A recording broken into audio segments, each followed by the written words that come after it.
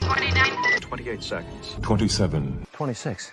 25 seconds. 24. 23. 22 seconds. 21 seconds. 20 seconds. 19. 18. 17 seconds. 16. 15 seconds. 14. 13 seconds. 12. 11. 10 seconds. 9. 8. 7. 6. What? Copy. 5 seconds. 3, 2, 1. Welcome to another edition of Subspace Chatter, the only place on the internet where we talk about the Star Trek franchise so we don't have to. On today's edition of our show, we'll be talking about the 1986 film Star Trek: The Voyage Home. And I am joined today by my illustrious group of individuals, and I would like to bring them up now into the stream one by one. So first, I would like to start with our fearless leader. I would like to welcome Dan to the stream. How are you, Dan? I'm good, thanks. How are you? Good. It's a pleasure to have you here. Next, I would like to bring a frequent new collaborator to the channel. I would like to welcome back John to the channel. Hi, John. Hi, Marcelo. Nice to see you again. Hi. Nice to see you as well. I would like to welcome to the stream one of the kindest Canadians that I've ever met as of late. She's made me think about things that I have never really thought about before. I would like to welcome Eve back to the channel. Hi, Eve. Hey, everyone. Hi. And lastly, I would like to welcome a gentleman that I just met really recently, but he seems like a well put together, knowledgeable person about everything to do with the Star Trek franchise. So with that being said, I would like to welcome Bob back to the channel. Hi, Bob. How you doing? Thanks for that intro, and I'm glad to be here once again. Well, thank you all for being here. Yeah, thanks for listening. I had a flashback to For All Mankind with the Hi Bob thing, but you only get that if you've seen the show. So to start out this conversation, I would like to go roundtable just one at a time. What were your feelings when you saw this movie as a kid for the first time? Like, what were you expecting going in to watching this film for the first time? I would like to start with Eve here on the bottom first. Wow.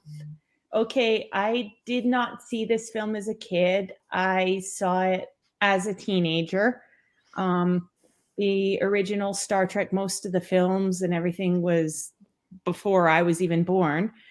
But Star Trek 4 was the third Star Trek movie I saw, because I saw Wrath of Khan, Search for Spock, and then I saw Voyage Home. And being like, I live in Alberta in the Canadian prairies now, which is landlocked, but growing up in British Columbia, the save the whales, save the sea life, that was always something I grew up with.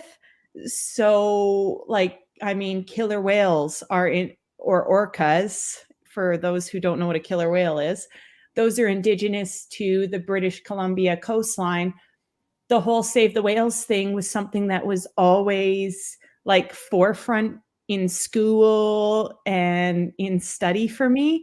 So when I saw this movie, I was like, oh my God, like they captured this at the beginning, but because I was an immature teenager, my takeaway from the whole movie the first time I saw it was Kirk Thatcher and his punk on the bus routine. So I grew up with the whole, like, we need to save the whales, we need to like save the environment.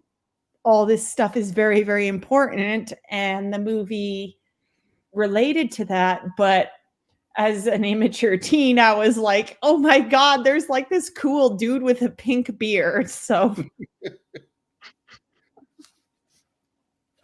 I'm a little weird.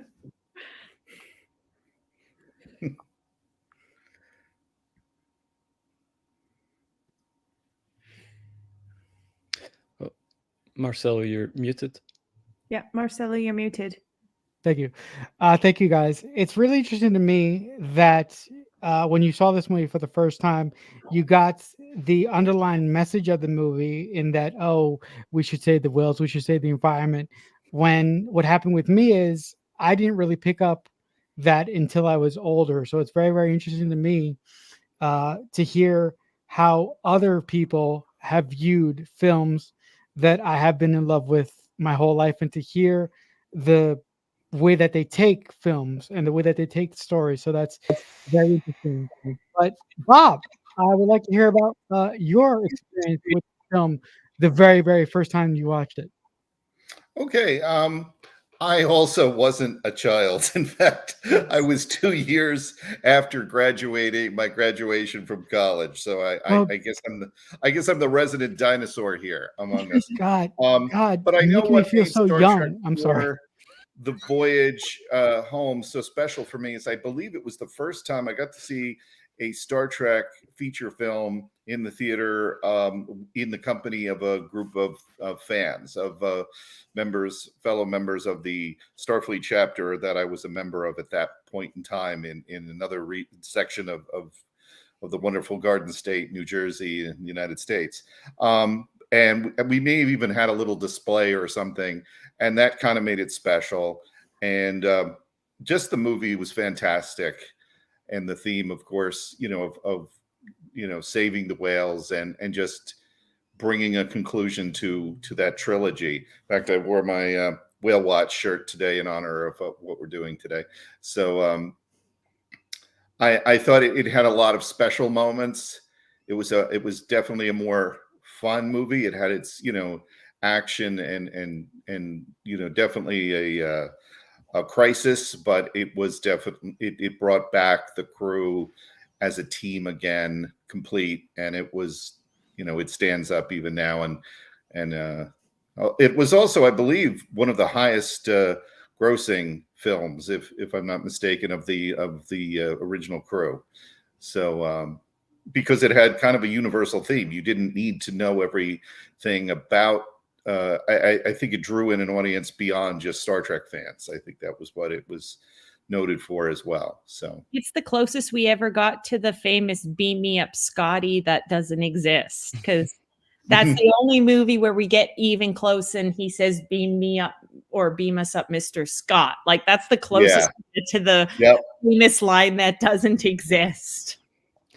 Would you guys agree that it is that Star Trek for the Voyage Home is the most commercial accessible films for non-Star Trek people to hop on and join the franchise from this point on? Yes. Mm-hmm. Okay. Because it's something everyone can relate to, like, because like Bob was saying, you really don't need to know the crew's history. You don't need to know the original series. You don't need to know any of that. It's just a really fun time travel film, that pokes fun at the culture of the time and everything, but it's not Star Trek specific. It's just it's kind of like watching like Bride of Chaotica from Star Trek Voyager. You don't need to know anything about Voyager to enjoy that episode, or Inner Light from Next Generation. You don't need to know anything about Picard's crew to enjoy those episodes. Like you don't need the background and everything else. You can just watch it and be like, wow, this is cool. Mm-hmm. Mm-hmm. That's a very interesting point, because I do agree with you in some aspects, but I do believe, just personally, that you need at least some of it, some understanding of how the universe of Star Trek works to watch the Inner Light. But you could totally just pop it on as a total rando and say, oh, this is a Star Trek episode, I'm going to watch it just to chill and relax. So I kind of disagree with you, because the Star Trek fan brain of mine is going off, but I kind of can completely understand where you're coming from as far as a newbie point of view, if you're coming into Star Trek for the first time. But John, what was your first initial impressions of the Voyage Home the first time that you saw it?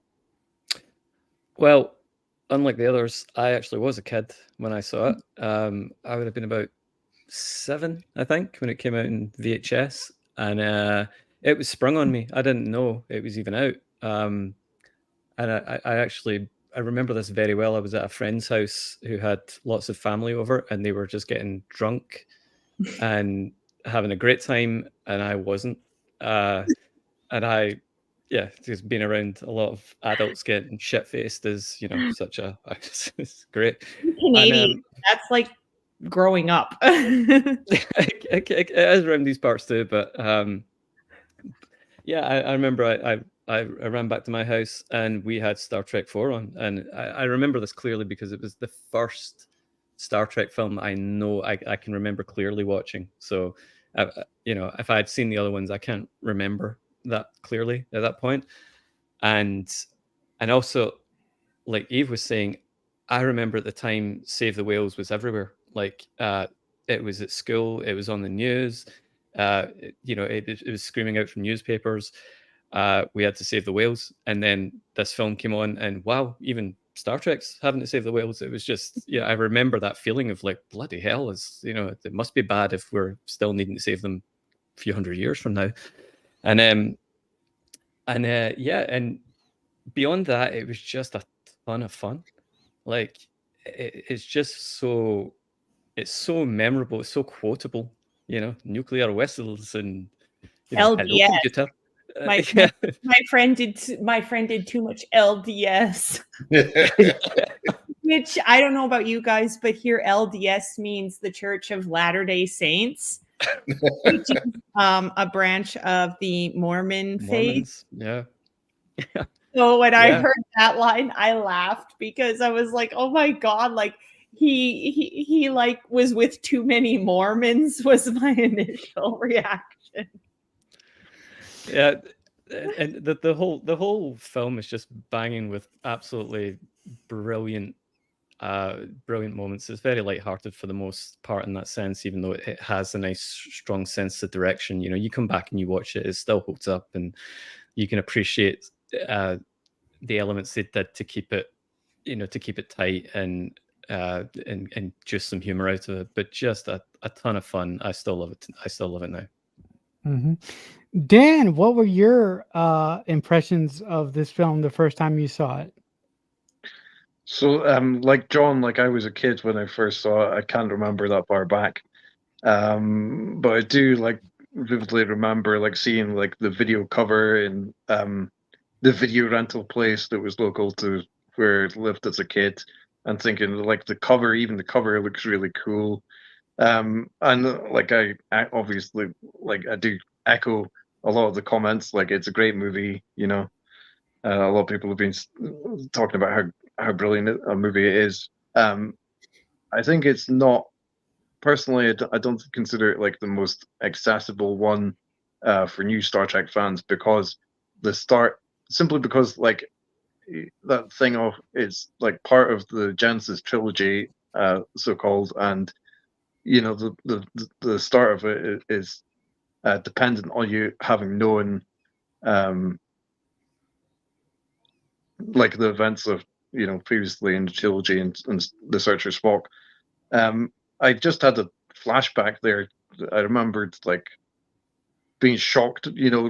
This film starts with the commemoration message at the start, and like I was shocked, that there were real astronauts who had died, and the commemoration message at the start of the film was paying homage, paying respects to them. Yeah, no, but I really, really love this film because, like John, I watched it when I was a kid. I wasn't lucky to watch a Star Trek film until in the theater until 2009. So as a kid, the just fun bubble. I'm sorry. What was that? 2013 was the first time I got to see a Star Trek film in theater, and it was Nemesis. Or sorry, 2003, not 2013, 2003. I got to see Nemesis. That was my first Star Trek film in the theater. So Okay. So you know what you have a little bit of understanding what I'm trying to get to here. Um, but I think the reason why the film or my first experience with the film was so special is because I kind of wasn't that into Star Trek when I watched it as a kid. It happened to me gradually. And the thing that I found most appealing before I grew a brain and I really started to think about Star Trek in the way that I think about it now is the humor. On that same note, I'm at to the rest of the panel, I would like to ask this. I would like to ask this. Did you guys have a problem with the shift in tone when it comes to the Voyage Home, compared to the Searcher Spock, compared to the Wrath of Khan, and compared to the motion picture? First, I would like to start out with Bob for this issue or this Well, question. it was I kind of was prepared for it because I had the honor of I've been able to up to that point interview James Doohan a few times, and he visited my community college where I was living at the time. So, and I had just started off in my journalistic career. So learning that Jimmy Doohan, Scotty, was going to be in my I of course begged the editor, like, let me cover that. So I got to speak to him and asked him some questions about the plot, and that there was already rumors that this movie was going to be a little bit lighter in tone, and he confirmed that and said it's going to be funnier in some moments and not so much in others, which of course is correct. But I think that is what we were also looking for. We had some pretty grim moments in 2 and 3. We had the big battle scenes. We had the loss. We were looking for closure. We were looking for some humor. We were looking for conclusion. And we knew that Spock's journey hadn't quite concluded in while he was back in body. He wasn't quite back in soul and mind, or maybe mind. So that was a good touch, I thought. And to revisit the whole concept of time travel, was going to be a win-win. And of course, to throw it in contemporary Earth, in a familiar setting of San Francisco, was perfect. It just had so many things going for it. I was pleased. I think fans were very pleased that the tone was a tad lighter and that we could finally relax a bit. Eve, how did you feel about the change in tone when it came to the Voyage Home as compared to the films that came before it? Was it comfortable for you, or did you have a hard time understanding or trying to understand what they were going for? Not really. For me, it was super easy because, when I was homeschooled as a teenager by my own request, and I used the Space Channel here in Canada used to air TOS, TNG, DS9, and Voyager reruns all back to back. So you got 4 hours of Star Trek. And right around the time when I saw this film, I had just seen, and Dan, you're going to know this one. You know me, I'm bad with episodes. A certain Voyager episode where Tom and Tuvok end up in the 90s, and they're going after the guy who's got the the advanced technologies and stuff. I don't know the episode, but you'll know the one. The Futures End 2-parter. Yeah. And so I had recently seen that. And so watching The Voyage Home right around that time, to me, it felt comfortable, because I had seen Wrath of Khan and Search for Spock. I hadn't seen the motionless picture at that point, but I'd seen Wrath of Khan and Search for Spock. And those 2 movies to me were heartbreaking, because it's you took my favorite character, you jerks. But seeing Voyage Home around the time I saw that Voyager episode, it felt comfortable, because I'm okay, Star Trek really can be lighthearted and a little bit silly, and like relevant to a teenager in the middle of nowhere, British Columbia. So for me, I didn't have an issue with it. I liked the humor. Like I love like Scotty doing the whole hello computer to the mouse. Like I'm not trying to be rude to my parents, but my parents are very much not tech savvy. And I have seen my mom do almost similar with her cell phone. So like for me, I don't know, like that movie to me really is like, I think it's my favorite because it's the most relatable to me because it made the most sense at that time in my life. So I loved the humor of it. I loved the whole, well, how do you know he did not invent it with the like transparent aluminum, which now we know transparent aluminum or something similar has actually been invented. Like that's actually been invented within the last 10 years. So like stuff like that, it was like, okay, this is something that's relevant. Like Star Trek really gets it, if that makes sense. John, were you thrown by the tone of this film as compared to the other ones? And before you answer, we do have a question from the audience. So if you could read that off for us, I'll pop it here on the screen just real quick. Sure. So we have a remark here from John Burns. I was an adult watching Star Trek 4, but I get your point, Marcelo. I saw Star Wars and Superman shot in Calgary when I was 10. So watching those movies were different versus watching as an adult. John is a friend of mine, so you guys know. So he's in Calgary like I am. Okay, well, thank you for watching our very, very small stream here, John. It's, greatly appreciated. But I would like to get your thoughts on the change in tone. How did you feel about it? It makes sense to me. Again, there's just obviously, I mean, 2 ends on a real bummer, and 3 picks right up from that. That low point, and it takes us through that journey, and we end on a high point at the end of 3 after everything, and we're ready to move on from there. And you can feel it right at the start of Star Trek 4. As the music starts, it's just a much more joyful theme. It sets that tone right from the start. Yeah, and it's fun. It's just really fun and adventurous, and it just works. It keeps up with that.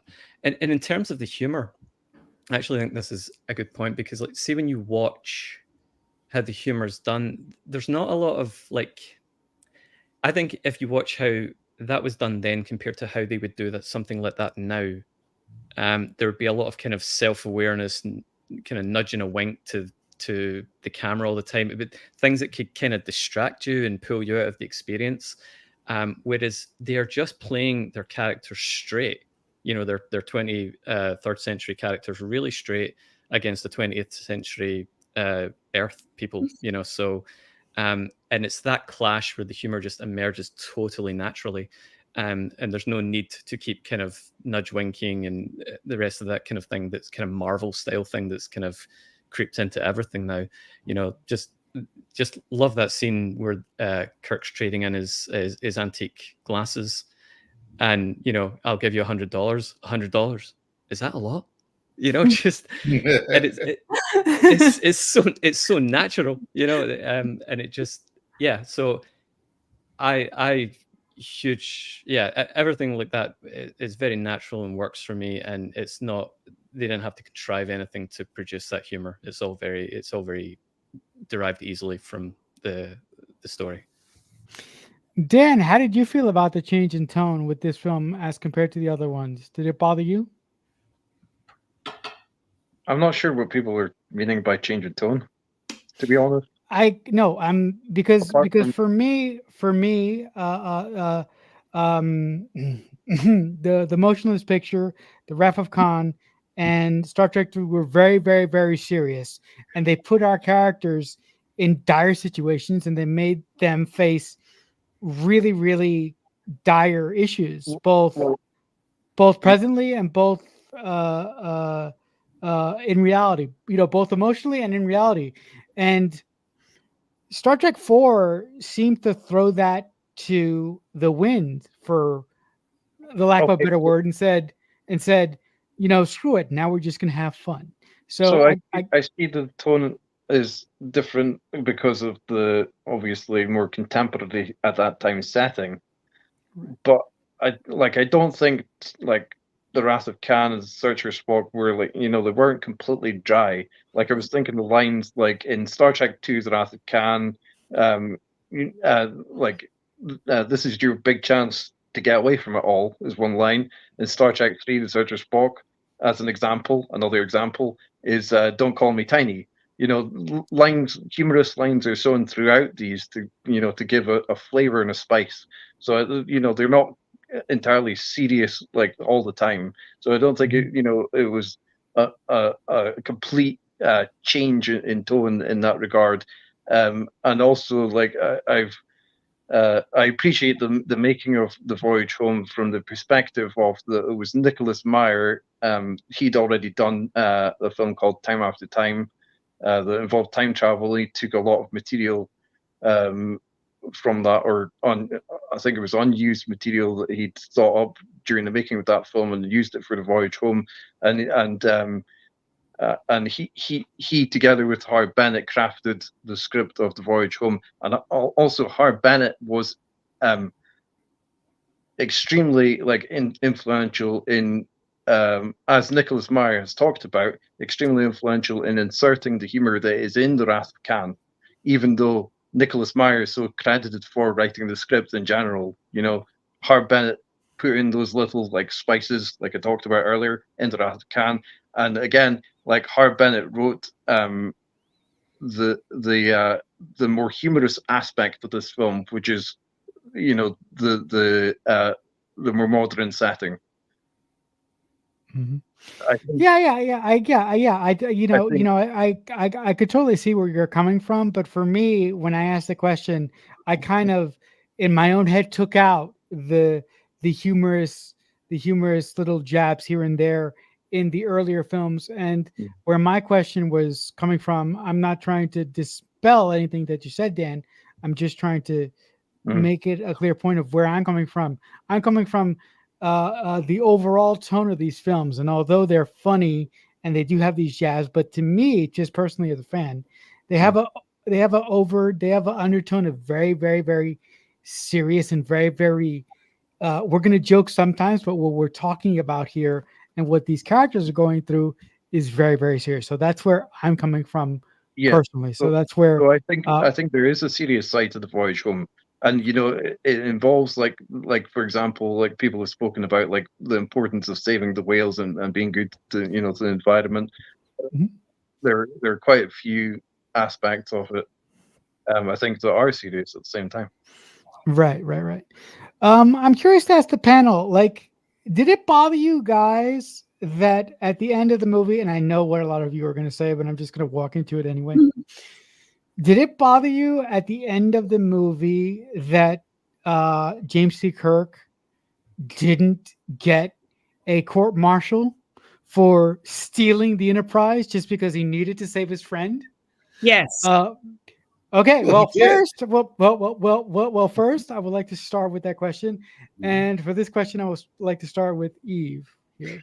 I was extremely bothered because one thing that we've seen through Star Trek, and not just the original, to be fair, but Next Generation and everything, we've seen Starfleet leading captains get away with crap just because it worked out in the end. Like, I'm not counting Janeway because Janeway's situation was different. She was having to adapt to working without Starfleet, and Cisco, because Cisco was thrust into a war he never even foresaw. But like, Picard's gotten away with doing all sorts of shit. Riker's gotten away with doing shit.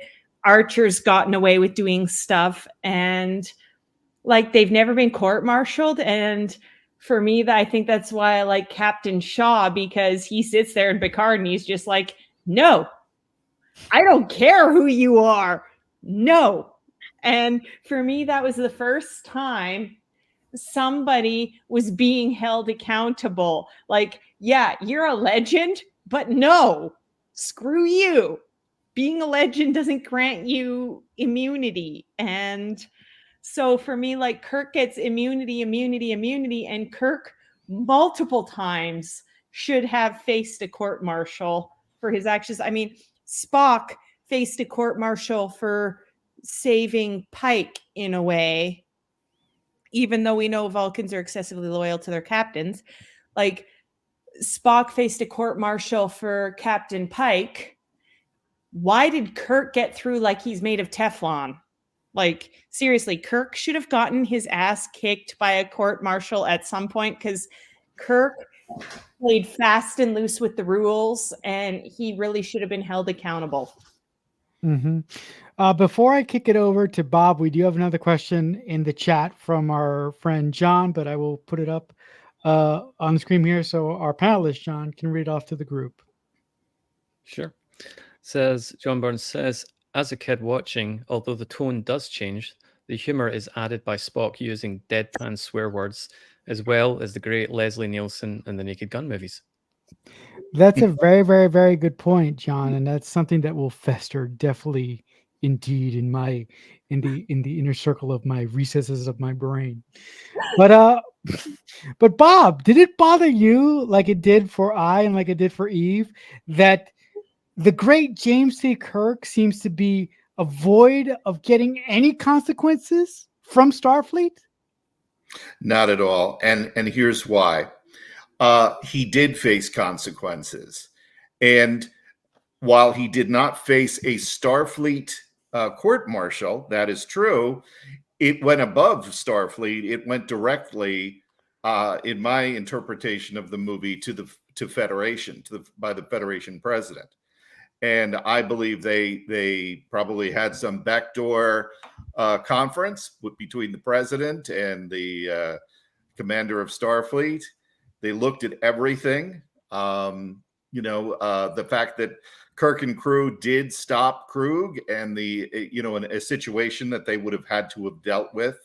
Granted, they wouldn't necessarily have dealt with it at that point because Kirk had stolen the Enterprise.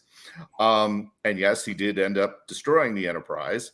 But they just saved Earth. Let's not forget that Earth, by the probe, was getting, we were in a very serious situation with that. So that's another part of the tone of the movie. While everyone was having fun and frolics in 1986, back on Earth, or I should say in the future Earth, 23rd century Earth, things were pretty dour. So I think they were there at the right time, no pun intended, to fix things and got the reward of that. And Kirk did get a rank reduction. They knew that his command skills were exceptional. Remember, Kirk had been honored during the first during his first 5 years in the Enterprise, and having been the youngest captain. I mean, he had done a lot of things even at that point. He had been promoted to being admiral at a pretty young age, and was, I believe, head of Starfleet operations at the time of Star Trek: The Motion Picture. So I think he was a very decorated officer. And also, let's face it, did we really want to see Star Trek V, Kirk gets a court martial? We were running out of time in the movie, and I don't think we needed to see that. I think we wanted to get them, continue on with the happier tone, get them back on a starship. Remember, it was supposed to be the Excelsior, and fan reaction to the Excelsior wasn't so great. So we got the Enterprise A, and we got them back where they belonged, exploring space, boldly going where no man has gone before, or no one, same thing. And my only reservation there was, not only did Kirk lose his rank of admiral, which was fine because he was always a captain, but he lost Jillian Taylor, So she went off on another ship. It would have been nice to see her assigned to the Enterprise, but other than that, I think all's well that ends well, and it made sense to me. I wasn't upset at all. Before you hear my rebuttal to Bob, we do have another question from the audience. So if John could just read that to the group, I would appreciate that greatly. Sure. From John Burns again. In the Admiral's defense, he did make his court-martial possible by saving those who tried him by transporting the whales. Ah, okay. Okay, you know, I could see John's point there, and it's a very, very well laid out point. But to Bob's sort of soliloquy about how Kirk sort of got disciplined, but he got disciplined behind bars and not in the public eye, which I understand. But I'm really, really happy that you brought up the thing that you brought up the point of saying, did we really want to see Kirk get court-martialed in the in Star Trek 5, The Search for Spock? And I ask you this. Look, I'm an individual that loves that movie, and I know I sound like a wackadoo for saying that, but I offer you this. Wouldn't it have been cool to see a drumhead type of episode just for a big portion of that film, and to have this political discussion of how much of how much leeway to give Starfleet captains based on their previous service? And we could have really had an interesting conversation about the inner workings of how we should hold these people accountable, despite what they do for the organization and what they do for the people that they feel loyal to. In other words, the people that they serve with. So for me, that would have been an interesting lead-in to what ends up being Star Trek 6. But that's just me personally. But I understand where Bob is coming from with his whole soliloquy about how he believes that Kirk suffered enough. I totally get that. Bob, do you have anything to say to my crazy theory there? Well, I think what you described would have made a wonderful episode if we had streaming back then, or a series featuring the classic crew at that point, or even a book, or a comic book. Which they did do in the comic book. There was a kind of a court-martial type episode in one of the Star Trek comic issues that brought back characters from the past. But I don't think it would have made a good 2-hour feature film on the big screen. I don't think talking law, even if they did flashbacks and stuff like that and showing previous situations. I think that they did pick up in Star Trek 5 that the Klingons still didn't like Kirk, and that they felt things were unresolved. With a young cocky Klingon, there gunning for him literally. So I think that was interesting. But I don't think the powers that be, Harv Bennett and company, felt would have wanted to go into that direction at that point in time. Okay, I can see that. John, there at the top.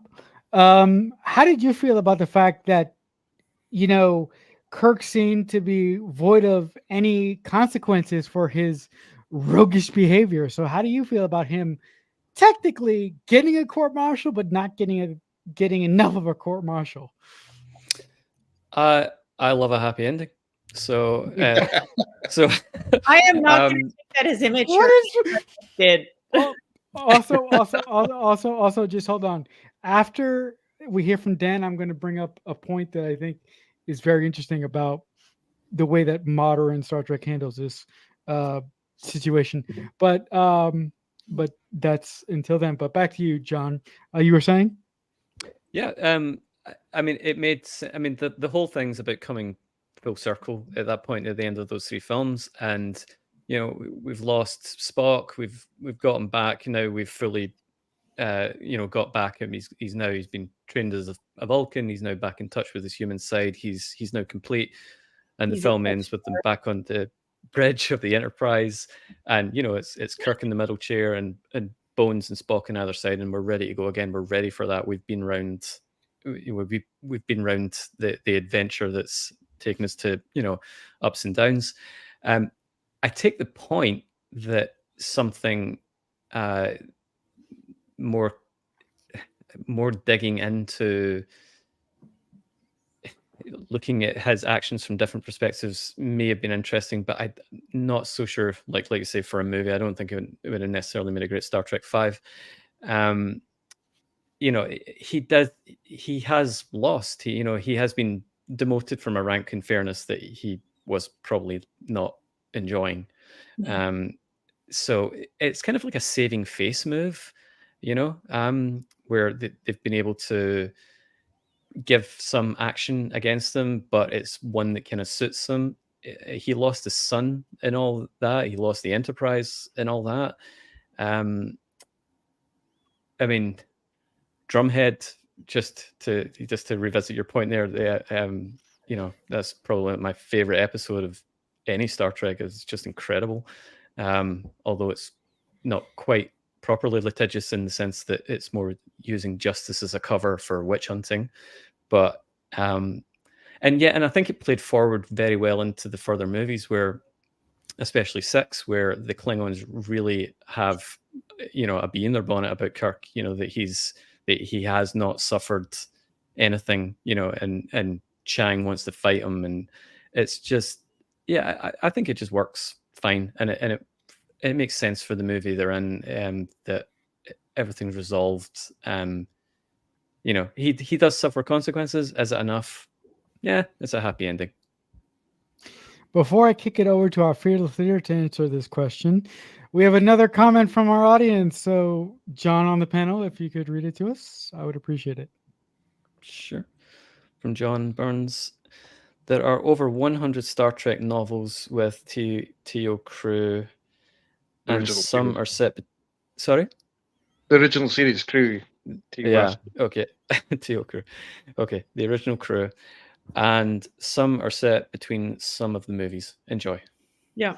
John knows his stuff. I will give him that. The man knows his fandom. Yeah, and look, just real quickly before I kick it to our fearless leader up there on the top, on the highest peak, I have really enjoyed the Star Trek books, because the Star Trek books have given me more information and has given me more background on characters that we see in modern Star Trek now than the actual TV shows have in different ways. And I'll just say that and just leave that there. I'll be honest, Star Trek V made way more sense after I read that Q trilogy, where they use Q to explain why there's somebody imprisoned at the center of the galaxy. Like, Star Trek V to me was like, what the heck is this garbage? And then I read the books and I'm like, okay, now I get why it makes sense. Like, so yeah, like the books sometimes really do fill in the holes. Mm-hmm. I was going to speak about, like Bob mentioned, the comics, and I remember reading one graphic novel where Kirk and Gillian Taylor do meet up again after the events of the Voyage home. I know that exists. I really enjoy both the novels and the comics.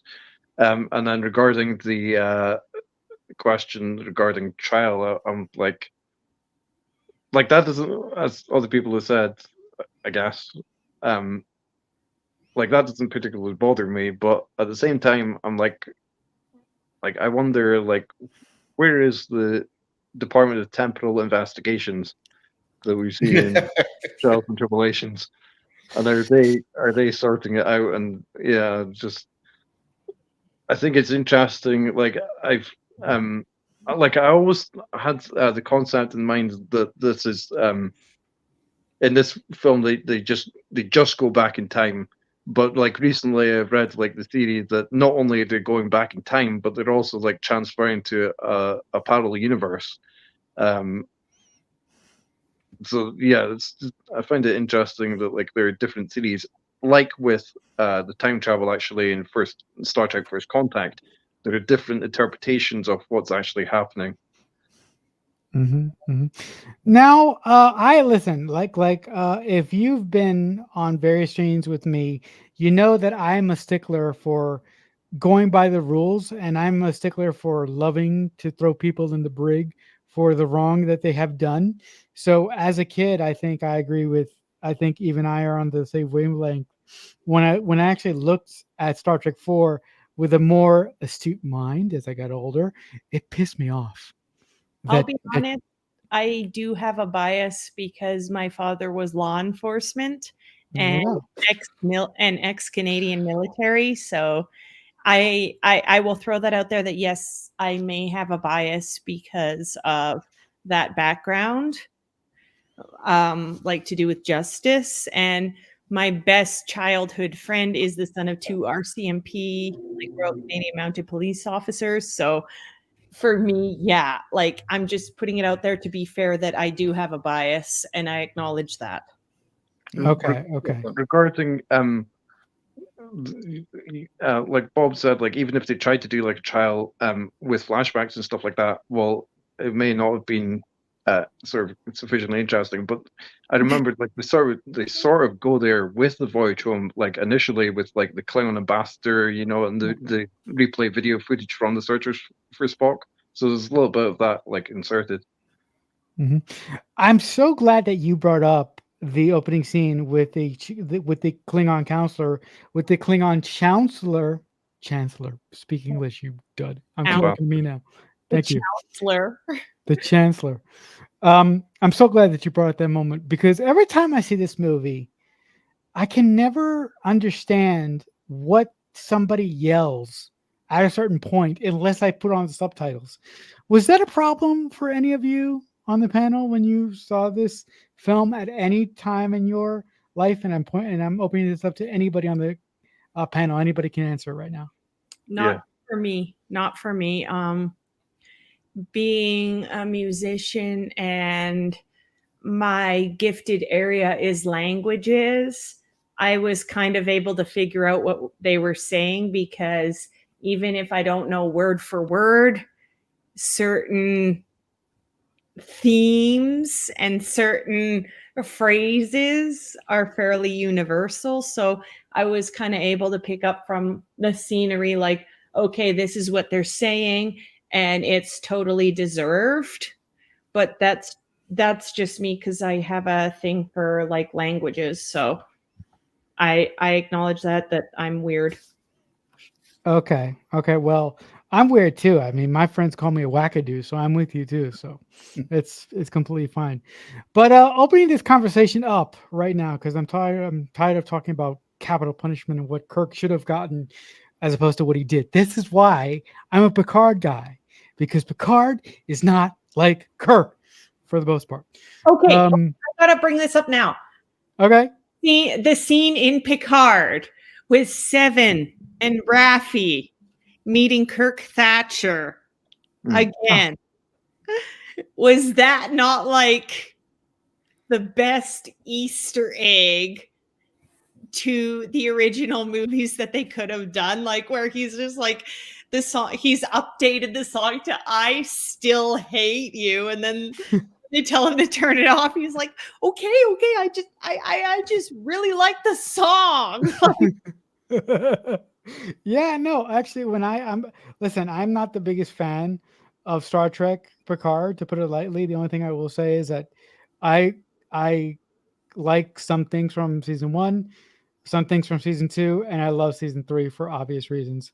That's the only thing I'll say to that. But I'm really glad that in Star Trek Picard season 3, they nodded to Voyage Home in that very, very special way.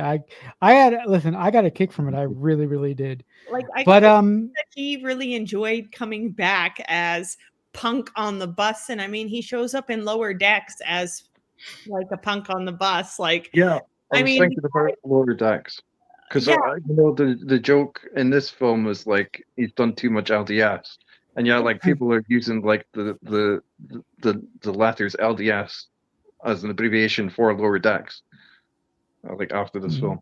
And it's just been on the news like today. It was released like Terry Matalas was talking about Star Trek Picard and how like season 2, the season that Kirk Thatcher appears in, was like completely like a lot of it was rewritten because it was said to be so too much Star Trek, and yet like they totally, like, as Metalis admitted, like they based a lot of it on the Voyage home. Right. Before I open up this panel to fun questions, not about capital punishment, we do have another question from the audience. So if our panel member John could read that, it will be much appreciated. Sure. From John Burns. James Blish wrote novelizations based on the original series episodes. Alan Dean Foster wrote novelizations based on the animated series. How I Learned About Robert April's Sweater. Enjoy. Ah, yes. Yes. The sweater. Because we The covered that cardigan. when we were talking about the motionless picture, the sweater. Yeah, the cardigan. That's why I always see April. I don't see April as we have him in, in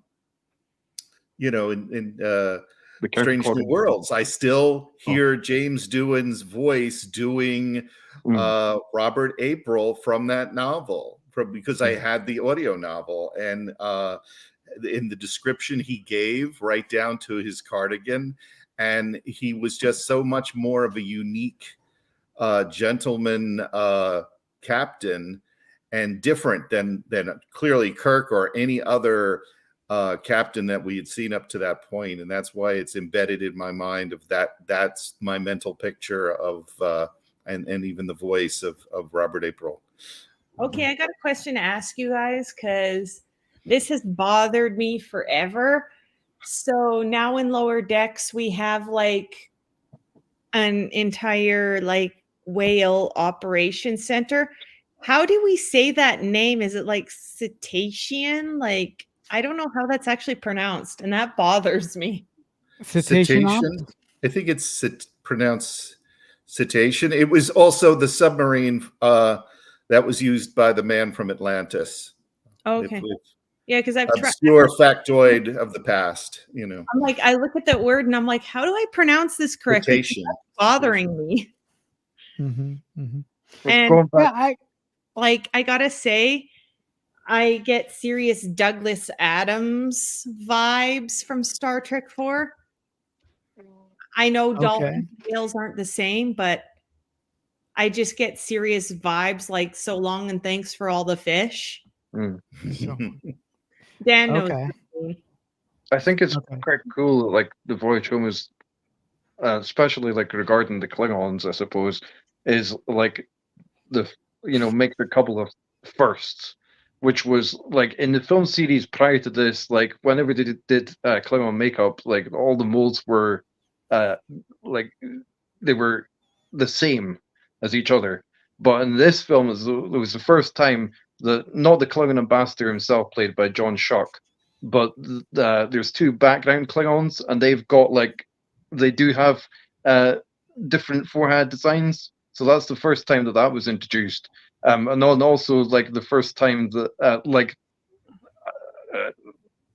you guys have really asked some really interesting questions, I think, during this discussion. And one question I've always puzzled over is, like, how did the bridge of the Bird of Prey change so drastically, so much between Richard Spock and the Voyage home, and what happened to Maltz? Yeah, and he became an attorney. But another of the first prosecutor. Another of the first in the film is that it was the first one that Michael Okuda worked on, who's then gone on to have so much influence in the design. Designed Alcars that were used in the Next Generation. Has worked most recently on Picard season 3, and this film was the very first project that he worked on for Star Trek. Oh wow! For some reason, I had it in my head that Michael Okuda was involved with Star Trek way earlier, but I don't know where in the world I got that from. So I'll have to figure out the mind of the Rolodex where that came from. Maybe I just had a dream about it. I don't know. It was also the last one that they produced before the Next Generation. Okay. Okay. Okay. But before I introduce the next topic, our chat today is going crazy. Thank you to one individual because the same guy keeps commenting and keeps me on my toes. So thank you very much. John is a sweetheart. Trust me, he's a sweetheart. Like, Okay, yeah, I okay, see so I see him every Comic Con. okay, so just for that, I will just give him a pass, at least for this episode. But I'm going to throw it up, and if our panelist John could read it to the group, I would appreciate it. Thank you very much. Sure. So John Burns asks, Douglas Adams, a guy lying in front of a bulldozer? I'm going to get my question inflections there correct. Dan knows it. Look at that face. Okay. It's Hitchhiker's Guide to the Galaxy references. Okay. Everybody. Although he also worked on Doctor Who. Yeah. Yes. Oh, okay. Yeah. Of all the movies I've seen, I've never seen Hitchhiker's Guide to the Galaxy. I should, but it's on my list.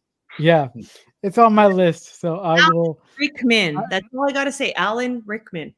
Okay. I'll get on it. I'll get on it just for you guys. I will definitely get on it. But the next question that I'm going to ask here as we start to wind this edition of Subspace Chatter down, I would like to ask each of you, what's your favorite moment of the film? First, I would like to start with Eve down here in the corner.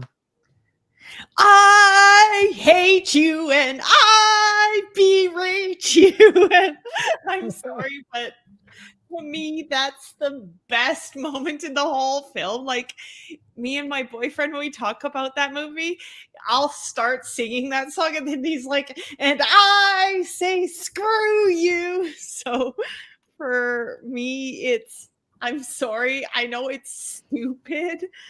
And I know it's only for like a few seconds. And then it comes back in Picard. But for me, that's my favorite moment because I had to take city transit when I did go to high school before I homeschooled. I had to take city transit. And there would be like, it was the late 90s, like very late 90s.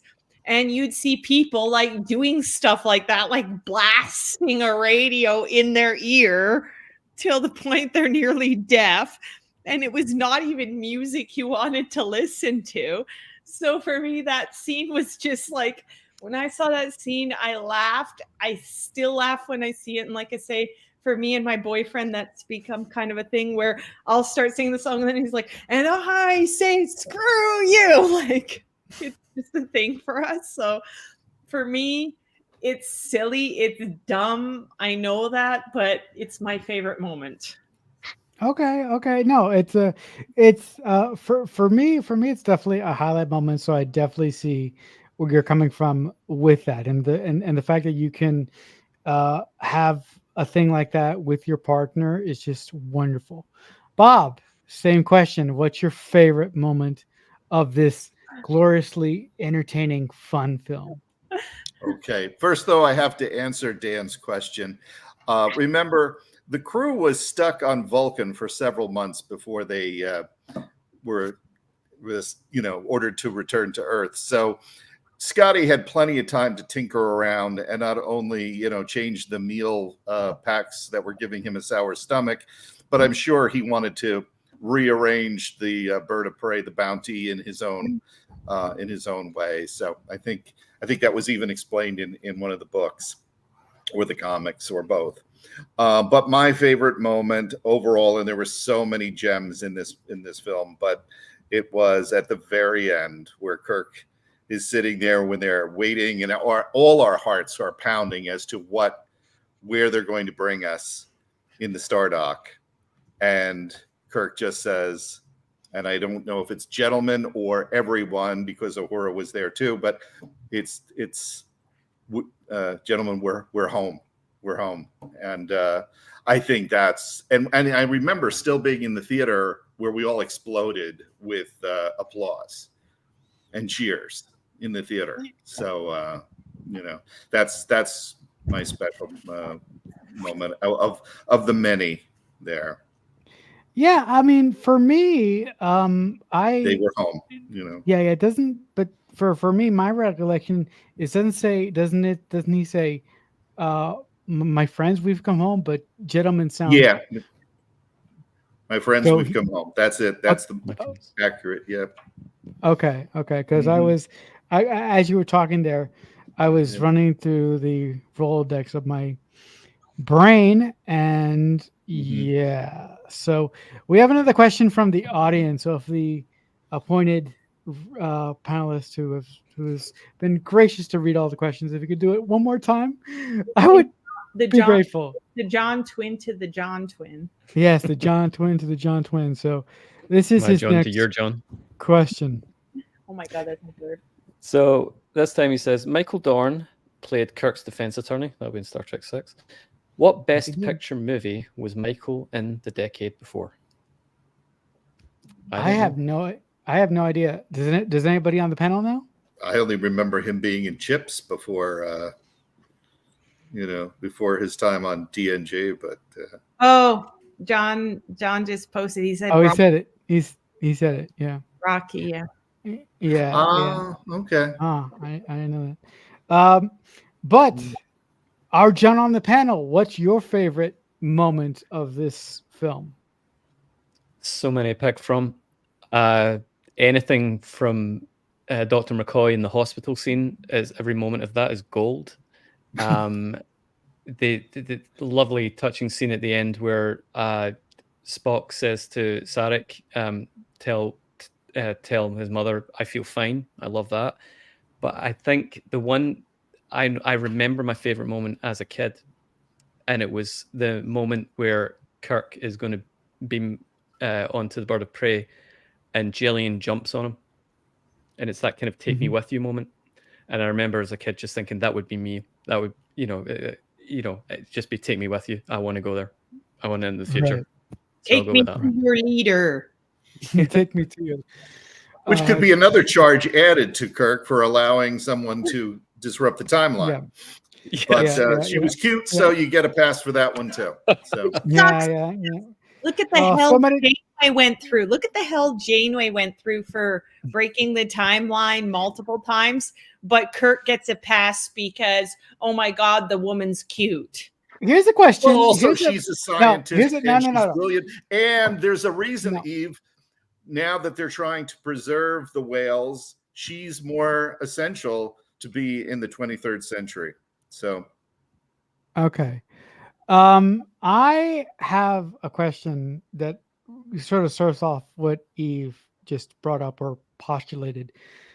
Now, this is kind of out there, but do you guys think that Starfleet would have been as lenient with Kirk if he would have done what Michael Burnham did? No. Ha! Okay. Bob, how do you feel about that?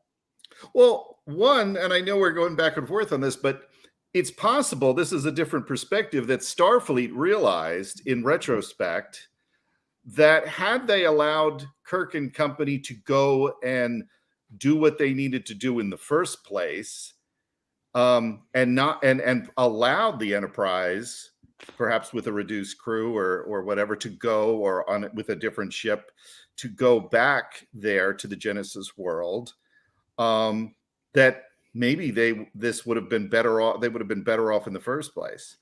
That there wouldn't, if they had permitted it, and allowed Kirk to do what he does best. Maybe they realized that they themselves made a mistake, and that was part of the reduction, of his penalty, and simply a reduction in rank, because he ends up saving the day twice. In the Genesis situation with Krug's theft of involvement, and also later on when the crew, on the way back, we have to presume that they would still be returning to Earth and would face the same crisis and save the whales and go back in time, probably with a better ship. So that's my 2 cents as a Starfleet defense attorney. So oh my God, as a Starfleet prosecutor, you got me thinking. I'm thinking about it, but we're gonna have to go to Chambers to discuss it further. But if I'm not incorrect, Bob is either with or formerly was part of Starfleet International, like me and Dan. So. Okay. Oh, I am very much still a part. I am a regional thought you were. coordinator and a chapter chairman of a chapter that's now going on 37 years. So Yeah, no, me and Dan are Starfleet International too, but we're on the same chat. We're in the same chapter. So that's what I thought. Cause I'm like, I'm pretty sure I've seen your name on the Starfleet pages. Yep. Before I bring this wonderful conversation to its natural conclusion, I would like to throw it up to our fearless leader there up on the very, very, very top of the world. Dan, what was your favorite part of this film? That's interesting you phrase it that way, because you're saying it doesn't necessarily need to be like a scene or a line of dialogue. It can be absolutely anything you want. But when I thought like you were discussing favorite scenes, the one I thought of, and actually I thought of a few because there's so many moments in this movie that just makes it a classic film.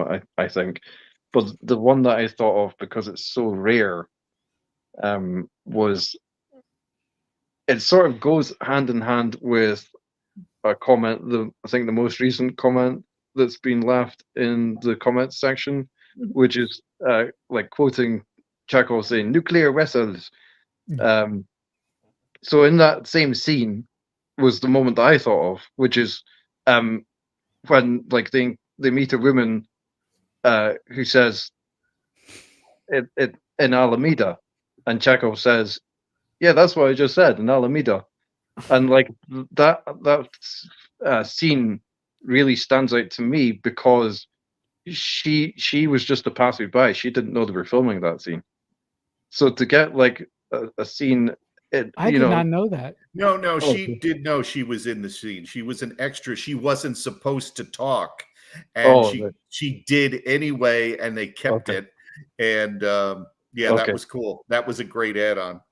But yeah, like I thought of that scene, but also another scene that it's usually, I think it's usually the one that stands out for me as my favorite, apart from today for some reason, on my birthday for some reason, is when when they make they go back in time and the heads come up, and it's just imaginative and wonderful, I feel, and they get the quotes from both earlier in the film and earlier in the franchise, and I mean earlier in the trilogy, and later in the film, and I just think that's so cool. Mm-hmm.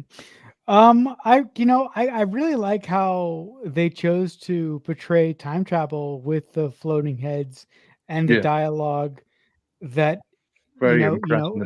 that we've heard previously and stuff like that. So for me, my favorite moment of the voyage home is a really, really, really small moment, and there's not much dialogue. It's just this reaction when Jillian and Kirk are having a pizza, and Kirk takes a swig of alcohol for the first time. The look on his face, he's like, "What the hell is this?" It's just a really, really, really kind, probably improvised moment from William Shatner, and I don't know what it is, but that moment just gets me, as well as the moment when the server comes up and he says, "So who gets the bad news?" And then Jillian stands up and says, "Oh, let me guess. They don't have money in the 23rd century, or I think it is, or the 24th century. I can't remember." We don't. Says, yeah, we don't. So thank you, John, for bringing that scene home for me. But to wrap up now, if that's okay with our fearless leader at the top of the world there. Miss Marcelo, you just reminded me of Relics, like that alcohol scene, because of Scotty sitting there, and I'm going by the novelization of Relics, not the episode, where Scotty literally says to Guinan, "I've been drinking scotch since before you were in diapers," or something like that. And Guinan goes, "I highly doubt that." And then you see it in TNG in the actual episode, and he's like, synthetic commanders to Data and synthetic scotch. What else will they think of? Like, you just made me think of that all of a sudden, like that scene where it's like, they're just one of those really out of touch scenes, like where they just don't fit in. Well, I had just one or two things to add. One is a scene that we nearly got but didn't, and it didn't lose anything by its loss. Was a scene that would have involved Sulu's ancestor, a child within the city. That he finds him, I guess, at a restaurant or something like that, and the child actor just wasn't up to the task, or the scene just didn't work, and so they ended up cutting it. Another scene is one that I wish we could have had, even though it wasn't essential, and that's just a cameo of Robert Lansing as Gary Seven, still in the still there in the 80s, just helping out in some small way, just as a cameo, would have been so nice. But alas, that wasn't, even part of a novel or anything, but it would have been cool. I think that would have been cool. In my opinion, Gary Seven was Section 31, but that's a whole other discussion. Regarding like roads they could have taken but didn't, like I've always had this question. I think it would be really interesting, like to see how other people answer it, which is, when they were in the initial stages of developing this film, and they didn't have Catherine Hicks in mind to play Gillian Taylor, and they had in mind Eddie Murphy to appear in the film. Do you think the film could have been even more commercially successful in with such a well-known actor? No, Eddie Murphy has a specific acting style, and it would have not fit. It would have been a miscast, to the point of like Benedict Cumberbatch being miscast as. It's funny that you say that, because Star Trek Into Darkness was extremely commercially available, commercially successful, in the the box office numbers for that film were extremely big, even if critically and by fan opinion it wasn't so successful. Even Benedict Cumberbatch has said he actually wishes he hadn't taken the role, because even though he's a huge fan, he knows he was wrong for the role. Yeah, well. The only issue with Rafa Into Darkness for me is the fact that there's nothing wrong with Benedict Cumberbatch, but no, he's a great actor. But for me, it boils down to one simple fact: is that he was playing the wrong character altogether. Yes. Yeah, agreed. And that's the if he just Khan's right hand man, but unplugged Khan because he woke up first, that would have totally fit.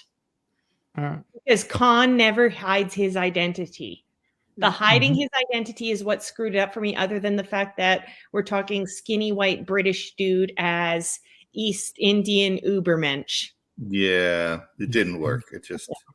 And as far as Eddie Murphy, remember Superman 3? Do we want to remember Superman 3? No. I rest my case. Yeah. No, we do not. But was Superman 3 a commercial success?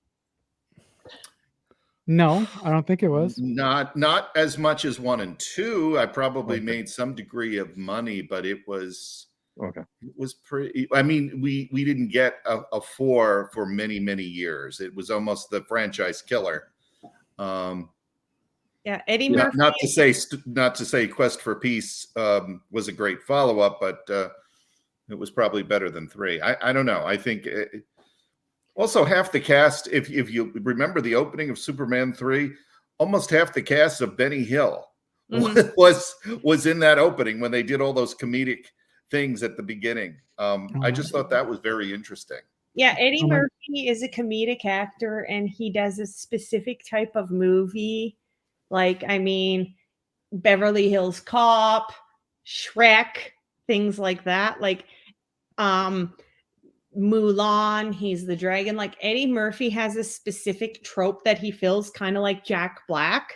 And it's not to put down the actor, because certain actors just do really well in a specific type of trope.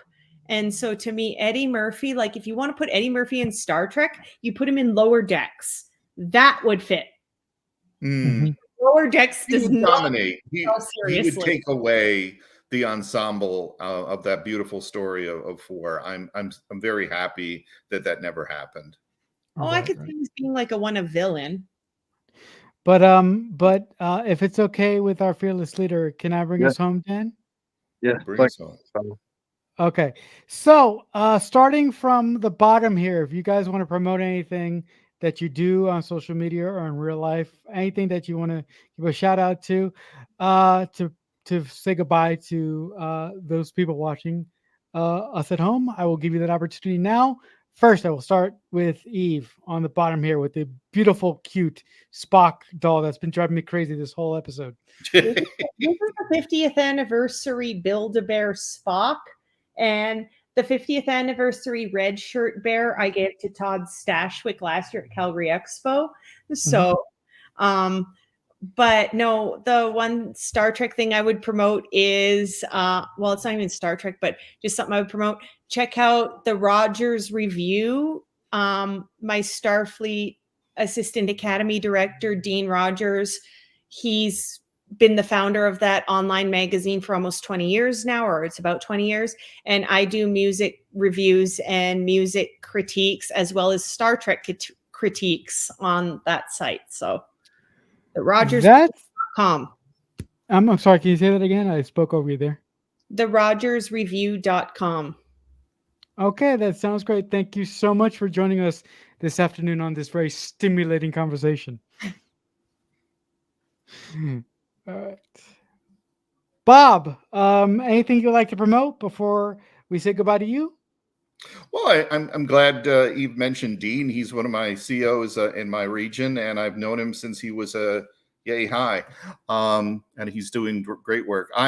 My Spaced Out podcast is next Thursday at voiceblogradio.com, Voice of Olympus, and I'll be interviewing Mike Schilling from STAT, from the good folks that put out Shore Leave in Maryland. Well, actually, it's not Maryland this year because they have a new location in Lancaster, Pennsylvania. So we'll be talking about the many guests and new location there. And of course, Starfleet, check out sfi.org. There's a chapter near you. And thank you for joining us. And that's what I've got to plug. Thanks. No, thank you for joining us. It's been a pleasure to speak to you this afternoon. Great. John, is there anything that you would like to promote? I kind of know the answer, but it's part of the course. Yeah, that's the answer will be not really, as this has been the point of entry to my online life at the moment. So other than just saying thanks to Subspace Chatter for giving me a shot at this, and yeah, it was great to speak to you guys again. All right, it was a pleasure to have you here. Thank you very, very much for joining us this afternoon.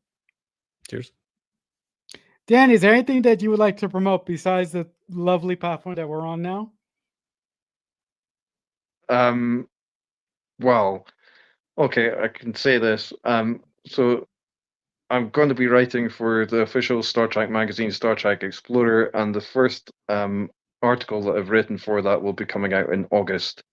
I'm also editor of Warp Factor Track, and that regularly publishes articles, including by the lovely Eve, who was on earlier.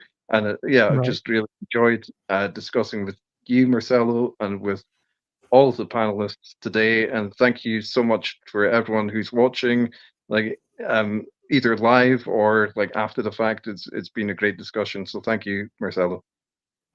Thank you, and thank you for trusting me with this wonderful YouTube channel that you have here. But just real quickly before we say goodbye to you, do you want to just mention what we have next coming up on the channel for next week?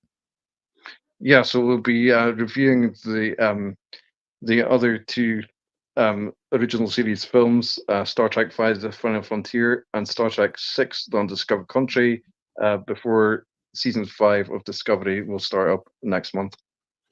All right, that sounds great. Thank you so much for being on your own channel, and thank you so much for trusting me to drive this discussion this afternoon. It means a lot to me. Thank you very, very much.